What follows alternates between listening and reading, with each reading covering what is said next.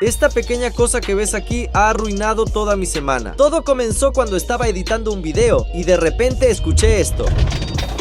¿Qué es ese ruido? Cada vez que giro, acelero o freno, ahí está. Miro por todas partes en el coche, pero el sonido no desaparece. Si no viene de aquí, entonces ha pasado justo lo que temía. Algo cayó dentro del conducto de aire y es casi imposible alcanzarlo. Intenté sacarlo, pero no pude. Entonces de repente se me ocurrió una idea. Ajusté el aire acondicionado para que soplara solo hacia los pies y lo puse al máximo. Luego pisé el acelerador a fondo.